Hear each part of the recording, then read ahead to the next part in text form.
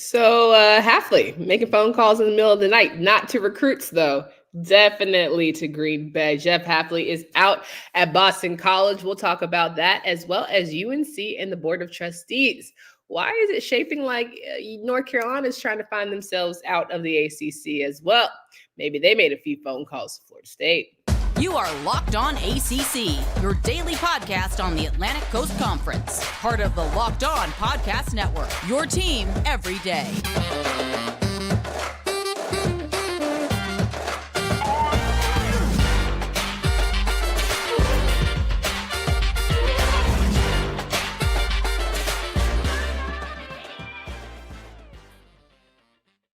What's going on, everybody? Welcome to today's edition of Locked On ACC. I'm your host, Candace Cooper, joined by Kenton Gibbs of Locked On Wolfpack. Each and every day, you can find us wherever you listen to podcasts. Make sure you download, subscribe to the pod from anywhere. Today's episode is full of fun as Jeff Hafley is out at Boston College for reasons that remain to be seen. But either way it goes, he is off to Green Bay to be the new defensive coordinator for the Packers. We're going to talk about his exit, the poor timing, and just what that could potentially mean for the Eagles and all of Kenton's favorite players over there in Chestnut Hill. We'll also talk about North Carolina and not only the upset from Georgia Tech, what that could mean for the net, but they're deciding that maybe the Big Ten isn't that bad. We'll talk through those conversations and the amendments that are going around in these North Carolina streets. So let's get right into it. Today's episode is brought to you by our friends at FanDuel. Make every moment more. Right now, new customers. Join today and you'll get $200 in bonus bets if your first bet of $5 or more wins. Visit FanDuel.com/locked-on to get started. Kenton, Jeff Hafley, we've been saying for quite some time that Hafley was on that pack watch. Now, not only did he say, don't worry about me, you ain't got to worry about me. I don't want to get fired. I'm not going into the season going to get fired midway. I'm going to go ahead and pack my stuff up like a thief in the night and head to Green Bay. Yeah, I get it. I see what I'm not going to say I see the vision? I'm not going to say I agree with the vision, but I see the vision 1,000%. I mean, when you think about Jeff Hafley, he was struggling, and let's just be honest, because everybody keeps talking about, oh, he took him to X amount of bowl games in X amount of years. Look at that man's conference record. What are we really doing here? Like, True. with all due respect, they scheduled 3 to 4, the Island of Misfit Toys University, Boston LaGrange Community College, who that played really close, and teams like that, and they got a couple wins. Whoop-de-doo. I'm not gonna lie and say they never played good ball under Hafley. I'm not gonna say that, but what I will say is he underwhelmed massively as a head coach. He was really good at giving the talks that made media personalities and whatnot think, he could be different. This time could be different up in Chestnut Hill.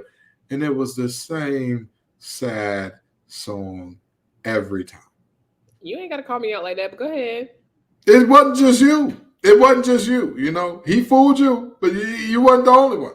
So, I mean, I get it. His best success came as a defensive coordinator at Ohio State, where they had one of the best passing defenses in the nation. I understand the desire to go back to that space, to that realm, to that kind of place in time. I get it. With that being said, I personally look at this and I'm just like, this is just a really bad look. 100%. This is just a really bad look. Like the statements that came out afterwards and all that, and I'd love to come back to college when it's just about football. Okay, Jeff. I will tell you the same thing. You know what? I'm going to call you Jeffrey. I'm going to tell you the same thing that I would tell to anybody else, okay? The players will stop getting paid, and the game will go back to the love of the game status when coaches go back to doing it for the love of the game. The inception of college football, coaches weren't the highest paid state officials in the nation. They are now. If y'all want to return those salaries, I promise you, I will not lambaste anyone. If every coach agrees, we will all go down to making a maximum of $60,000 a year. We'll all go down. Every dime will go to paying the players, paying the concession staff, paying the cleaning crew, paying everybody else but us. I'll hear you out. But until then, brother, what are we doing? What are we doing? Like, yeah, players get paid now. It's part of the deal, Jeff. If it was too much heat, get out the kitchen, which he did. He scurried out that kitchen like a thief in the night, left the stove on and on. But my biggest thing is, like, what was the issue, right? Because if you're saying that you couldn't compete, that's fair, but call it what it is. If you're saying that Boston College was never going to get the advantage, call it that what it is. Like, what was the real reason? And for me, I felt like the writing was on the wall. There were backdoor conversations that was like, hey, we want to see you get through a season, but I promise you there are certain games on this docket where if we don't see W's, you will be packing. I feel like it was, if we don't see 7 to 8 wins this season, we need to have a conversation. I don't think 6 was going to cut it any longer. And I think he kind of knew that and wanted to get out of Dodge because he saw that roster and said, baby, ain't no need for no spring ball. Ain't no need. Ain't no need for me to go through all this motion because they ain't got it. I agree. But you know what's crazy? It's not like you were coming into a situation where the cupboards were bare.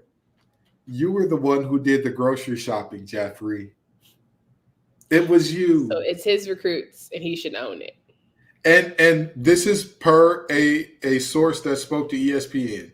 He wants to go coach football again in a league that is all about football. College coaching has become fundraising, NIL, recruiting your own team, and transfers. There's no time to coach football anymore. Jeffrey, everybody else seems to be doing just fine. And listen, it's not for everybody. We can say that, right? Yeah, everybody ain't able. Everybody ain't able. Being a head coach is like being a politician. Like, it's less about the X's and O's and more about kissing the babies. You have to shake the right hands. You have to do a radio show. You have to make sure, your fundraising, your boosters, your committee, your constituents are always feeling the love so they can get the butts in the seats and all of those sorts of things. You got to do the gala dinners. You got to go speak to people. You got to do community. So it's a lot to being a head coach beyond just, hey, Jimmy, is getting bad grades. Why isn't he attending class? Like, that's why you have the assistants on top of assistants on top of assistants. It's a lot for some people. Do I have empathy? Sure. But how much? I mean, you're making millions of dollars here. It goes but so deep for me. You'll be all right. I just want to know this, and this is a very genuine question for me, and I'm not being facetious at all here. Why do we keep doing this thing where we're like, football isn't about the love of the game anymore? I'm very confused by that, because you go to the NFL where it's all about football, and then what happens when Rashawn Gary holds out because he wants to get paid more?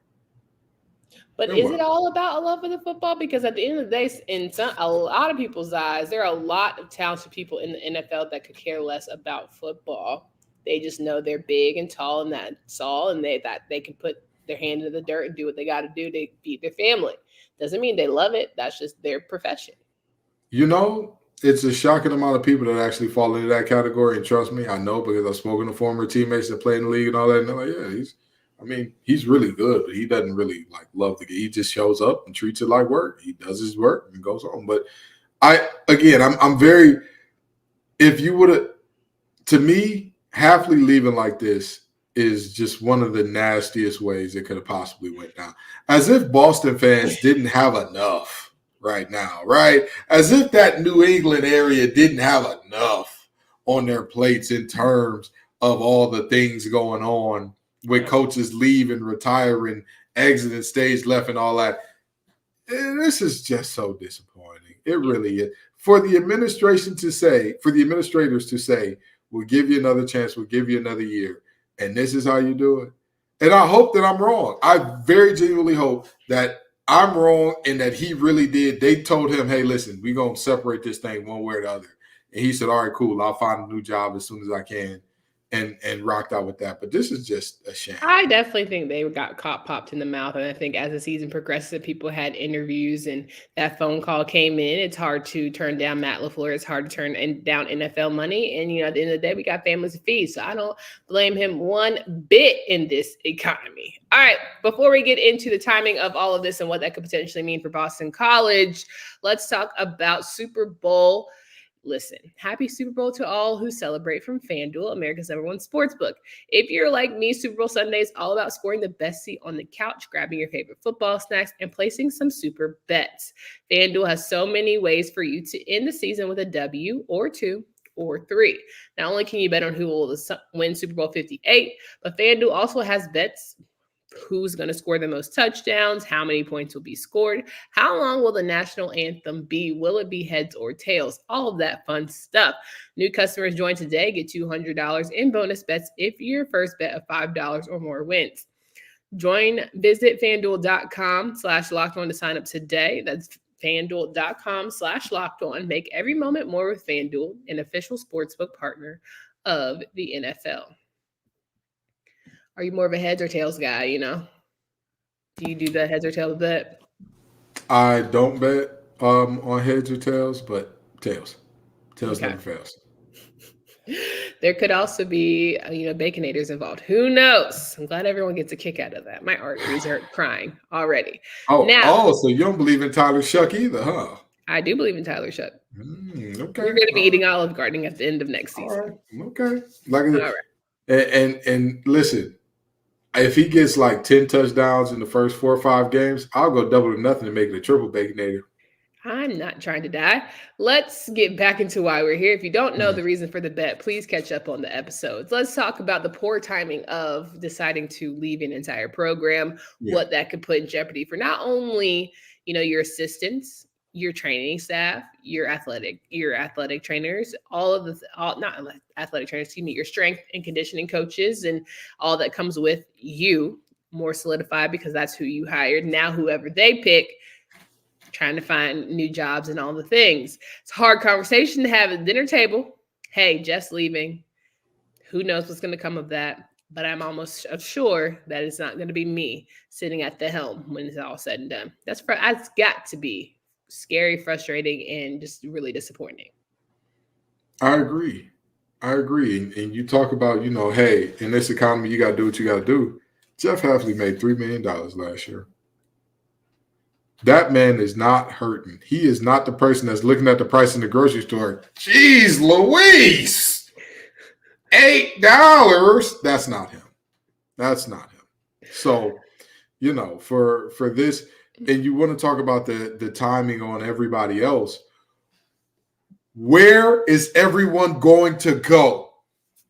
Come on. Your coaches. Most teams have their coaching staffs set by this point. Nobody's firing anybody else. Nobody is firing anybody else. That's not happening at this point of the year. If the athletic director wanted your tail gone by now, you'd be gone. Let's talk about this aspect of it. The new hires at other schools, they have their staffs in place already. My boy got tired of making them phone calls. That's really what it is. They have their staffs in place. So who you gonna go get? Bill Belichick is right there. That's the layup. Don't smoke it. Just make a phone call. Just see what he's doing. He might as well, right? Because he probably was tired of dealing with, lackluster multimillionaire players on the NFL level. And maybe he's just trying to get some thousandaires. So he want to deal with lackluster thousandaires at Boston College? I'm finding it. Okay. Maybe he's just trying. Maybe he just wants to get back to the love for him. Maybe he just wants to go coach some ball and he doesn't have to recruit hard because Tom Brady. That's all you have to say, right? And here's the other part of this, right? You talk about the coaches and where they're going to go. Let's talk about the folks who really got some money on the line, You talked about them before the show started. Everybody knows this is a Castellanos stand account. This is, I think, the world of Mr. Castellanos. I believe it's Thomas Castellanos. I think the world of him. That's a ball player. That's a dude right there. Watching him, and anybody who knows me knows I still hate quarterbacks. I still hate quarterbacks. And watching him is a joy. Because he'll do whatever it takes to get that team to a win. And so, where do you leave guys like him? who aren't going to be able to find a quality home because the portal and all that fun has come to a close as of right now. So you have not only left your staff high and dry, you left these players high and dry. Mm-hmm. And I think that's the most frustrating part, right? Like, you can't tell me you want to get back to the love of it or you miss the love of it, and you're going to leave these young jokers probably via text, via phone call, via WebEx, via, Zoom, saying I'm going to go do what's best for me and my family. At the end of the day, it's a business. So either you love it or it's a business, but which one is it? It's kind of contradictory to me. And at the end of the day, I'm going to tell you this much.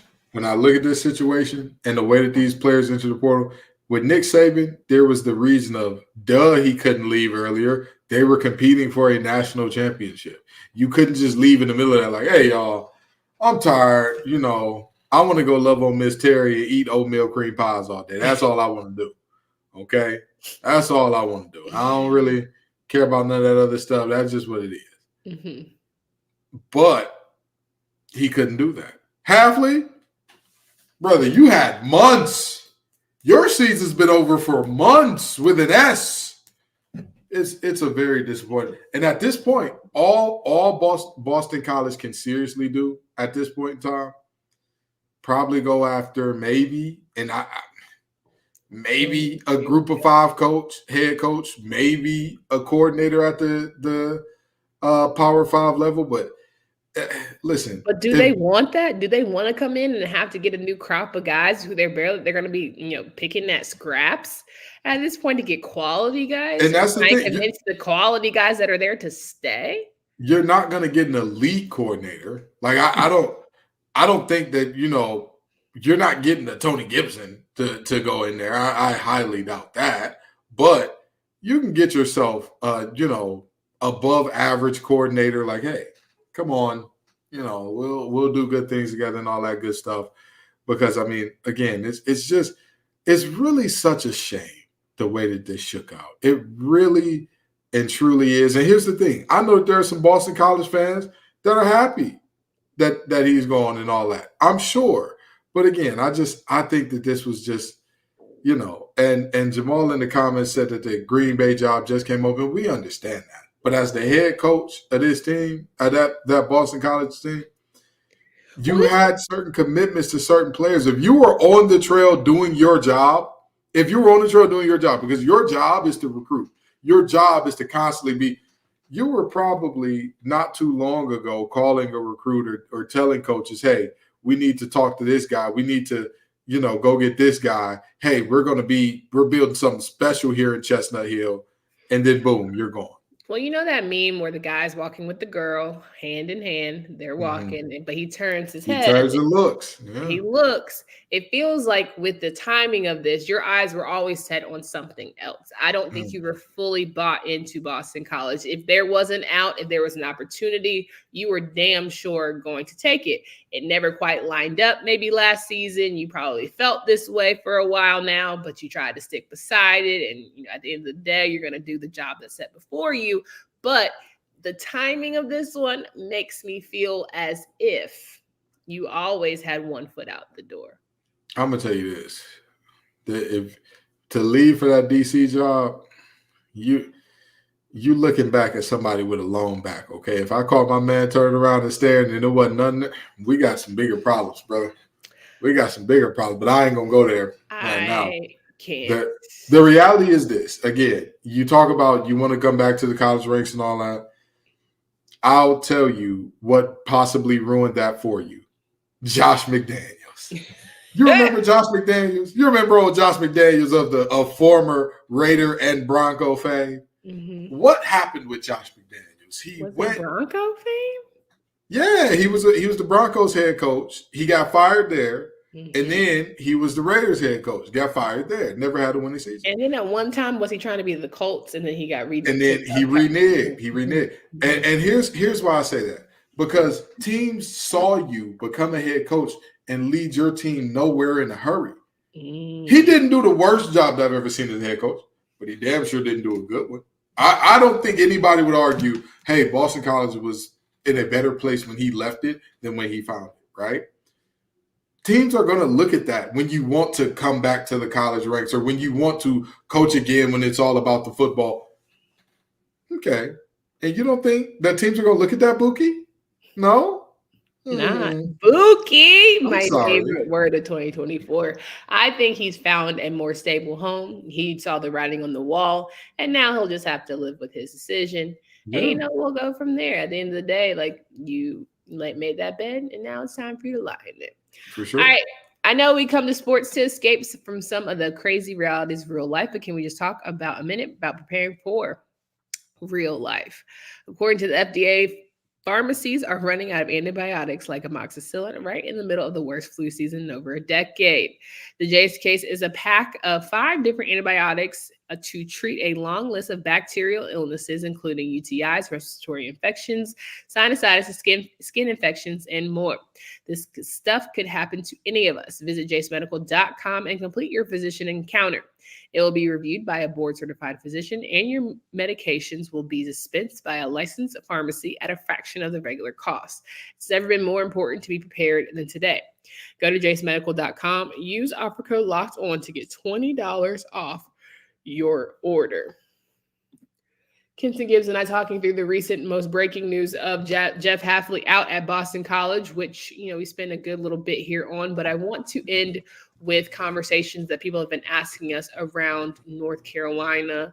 Not only they got their little fannies beat by a really good Georgia Tech team, who I've been saying has been that dark horse flying under the radar, just a really young program.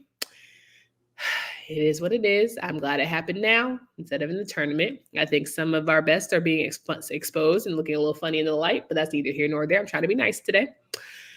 The problem is, quickly while we're all trying to do these, athletics things here, the Board of Trustees is making amendments, voting on different things about whether or not a university, a part of the UNC school system, has to formally announce to let people know that they are going to try and get their athletic programs or athletic department into a new conference, which is very interesting because for those who aren't familiar with North Carolina, the UNC school system has 16 schools, right? So you have North Carolina, NC State, you got East Carolina, Western Carolina, Elizabeth City State, Winston-Salem State, North Carolina A&T, name the list, run it, okay?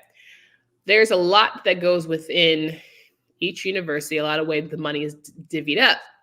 Now, North Carolina, NC State, they go hand in freaking hand.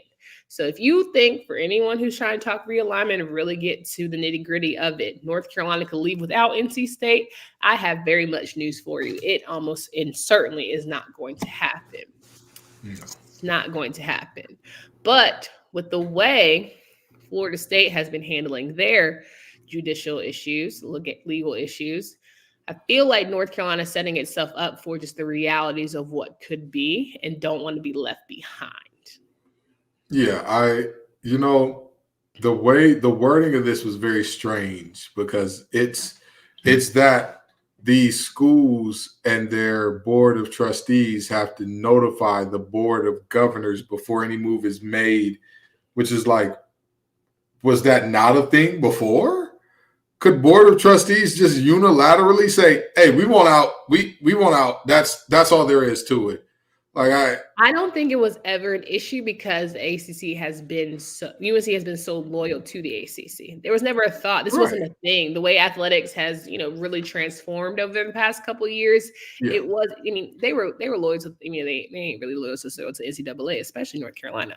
But I definitely think they didn't think this would ever be how it is in terms of athletics. For sure. But I mean, even if you think about all the schools, right? Like Fayetteville State definitely couldn't have been that loyal to the CIAA. Never mind. We're not going there right now. They're still in CIAA, you crazy? No, I know they are. I'm just saying schools like them, schools like St. Aug, like some of the things that y'all been through, y'all can't be that loyal, but that's neither here nor there.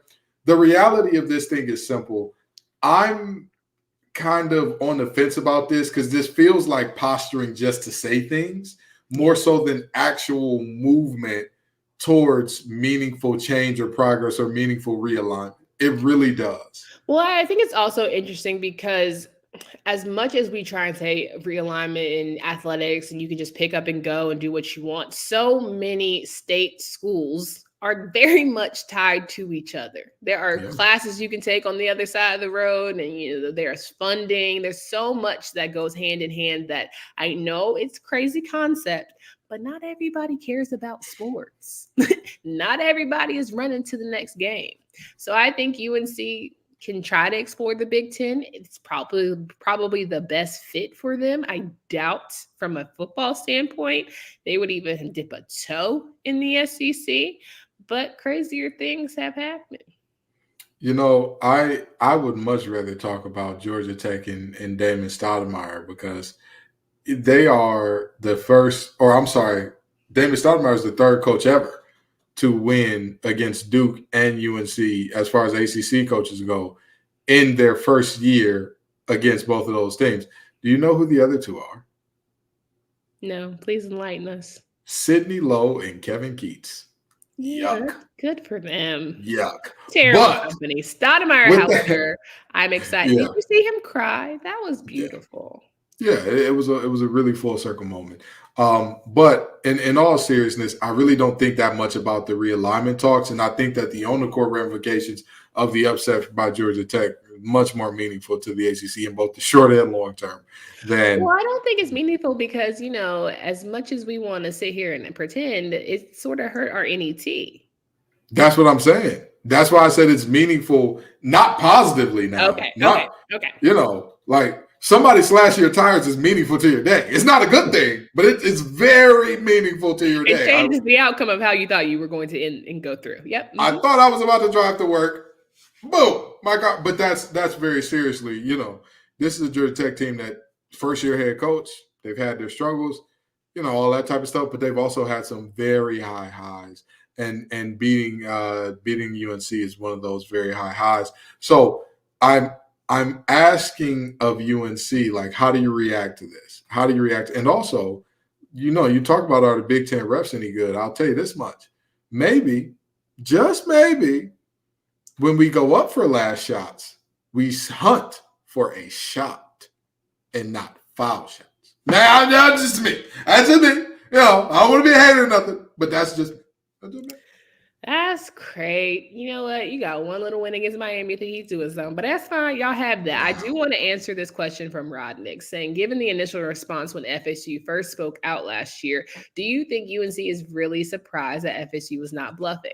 My biggest thing to that is I'm not surprised that FSU wasn't bluffing, but ain't no car been pulled yet. Like, if you're going to do it, jump. If you're going to get on off that porch, go ahead, big dog. Like, until I see breaking news, FSU is leaving the damn ACC for blah, blah, blah.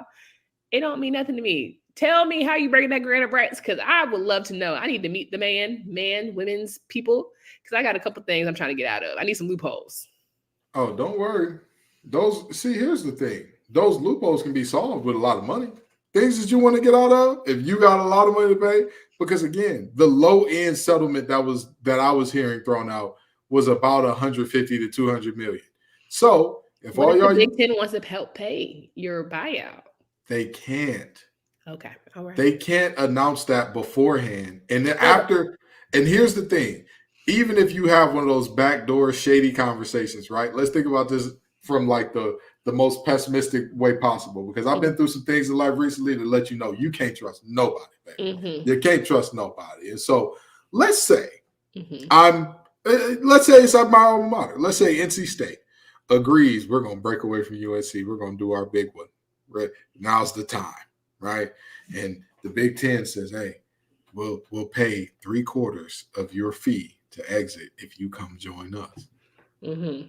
And Boo Corrigan says, yeah, I like it. Let's do that, right? And then they leave the conference. They pay X amount to leave the conference because the Big Ten can't pay beforehand, because that's illegal. That would show that they were tampering in bad faith, all that good stuff. What happens if the Big Ten is like, LOL, I was just joking, bro. I don't know what you want from me. I don't know what you want from me. What do you mean? Like, what? Mm-hmm. What happens then? They're stuck out there with, wait a minute, we just paid $200 million. We need some money. We need something. We finna get on Feet Finder and start selling pics or something. We need help. Help the child. You just can't. You can't not be insane. I'm just being honest. Very seriously, what would be the motivation against the conference doing that to a team? Because you can't go public and say, "Oh my God, this conference did this to us," because then you'd be implicated in the illegal going ons too. So what do you do? Insider trading. What is it called? Like what are we doing here? I don't know.